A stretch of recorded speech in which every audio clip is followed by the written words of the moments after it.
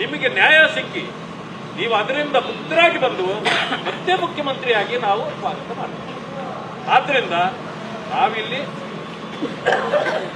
ಕಾನೂನನ್ನು ಎತ್ತಿ ಹಿಡಿಬೇಕನ್ನೋ ವಿಷಯವನ್ನಷ್ಟೇ ಪ್ರಸ್ತಾಪ ಮಾಡ್ತಾ ಇದ್ದೀವಿ ಹೊರತು ಕಾಂಗ್ರೆಸ್ ಪಕ್ಷ ನಿಮ್ಮನ್ನ ದಾರಿ ತಪ್ಪಿಸ್ತಾ ಇದೆ, ಕಾಂಗ್ರೆಸ್ ನಾಯಕರು ನಿಮ್ಮನ್ನ ದಾರಿ ತಪ್ಪಿಸ್ತಾ ಇದ್ದಾರೆ. 36 ಶಾಸಕರಾಗಲಿ ಹೈಕಮಾಂಡ್ ಆಗಲಿ ನಿಮಗೆ ಸಪೋರ್ಟ್ ಮಾಡಿದ್ರು ಕೂಡ ನ್ಯಾಯಾಲಯದ ತೀರ್ಪು ಬದಲಾಗೋದಿಲ್ಲ.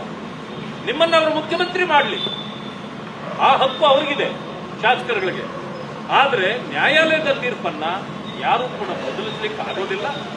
ನ್ಯಾಯಾಲಯಕ್ಕೆ ತಾವು ಗೌರವ ಕೊಡಿ, ಅದರ ಮೂಲಕ ನಿಮ್ಮ ಮೇಲಿರ್ತಕ್ಕಂಥ ಕಳಂಕವನ್ನು ಇಡಿಸ್ಕೊಳ್ತಕ್ಕಂಥ ಕೆಲಸ ತಾವು ಮಾಡಬೇಕು ಅಂತಕ್ಕಂಥದ್ದನ್ನಷ್ಟೇ ತಮ್ಮಲ್ಲಿ ಮನವಿ ಮಾಡಿ, ಇಲ್ಲಿ ನಾವು ಸೇರಿರ್ತಕ್ಕಂಥದ್ದು ನ್ಯಾಯವನ್ನ ಎತ್ತಿ ಹಿಡಿಯಿರಿ ಅಂತಕ್ಕಂಥ ಮಾತನ್ನ ಹೇಳಲಿಕ್ಕೆ ಅಷ್ಟೇ ಸೇರಿದ್ದೀವಿ ಅಂತ ಸ್ಪಷ್ಟಪಡಿಸ್ತೇನೆ. ನಮಸ್ಕಾರ.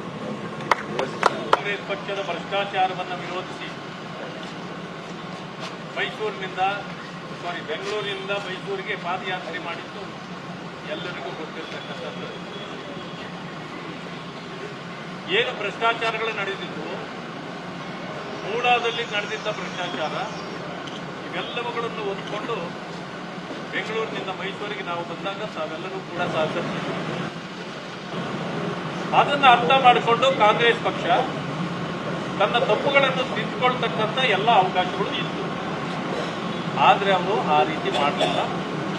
ಏನು ಗವರ್ನರ್ ಅವರು ಪ್ರಾಸಿಕ್ಯೂಷನ್ಗೆ ಅವಕಾಶ ಕೊಟ್ಟಿದ್ರು, ಅದನ್ನು ವಿರೋಧಿಸಿ ಈಗ ಕೋರ್ಟ್ ಮೆಟ್ಟಿಲುಗಳನ್ನು ಏರಿದ್ರು. ಗವರ್ನರ್ ಅನ್ನ ಮಿಸ್ಯೂಸ್ ಮಾಡಿದ್ದೀರಿ, ರಾಜ್ಭವನ್ ಅನ್ನ ಬಿಜೆಪಿ ಕಚೇರಿ ಮಾಡಿದ್ದೀರಿ ಅಂತೇಳಿ ಕಾಂಗ್ರೆಸ್ನವರು ನಮ್ಮ ಮೇಲೆ ಅಪಾದನೆಗಳನ್ನು ಮಾಡಿದ್ದು.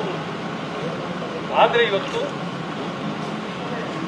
ಏನು ನ್ಯಾಯಾಲಯ ಇದೆ, ತೀರ್ಪನ್ನ ಹೊರಗಡೆ ಇವತ್ತು ಹಾಕಿದೆ. ಕಾಂಗ್ರೆಸ್ನ ಭ್ರಷ್ಟಾಚಾರ ಬೆಳಕಿಗೆ ಬಂದಿದೆ. ಗವರ್ನರ್ ಅವರು ಏನು ಆದೇಶ ಕೊಟ್ಟಿದ್ರು ಅದು ಸರಿ ಇದೆ ಅಂತಕ್ಕಂಥದ್ದು ಹೇಳಿದ್ರು. ಆಗಿರ್ತಕ್ಕಂಥ ದೋಷಗಳಿಗೆ ಪರಿಹಾರ ನೀವೇ ಕೊಡಬಹುದಾಗಿತ್ತು. ಆದರೆ ಕೋರ್ಟಿನವರೆಗೆ ಹೋಗಿ ಅದನ್ನ ನೀವೇ ಮೇಲೆ ಹಾಕೊಂಡಿದ್ದೀರಿ. ಆ ನೋವು ಕೂಡ ನಮಗಿದೆ. ಇದನ್ನ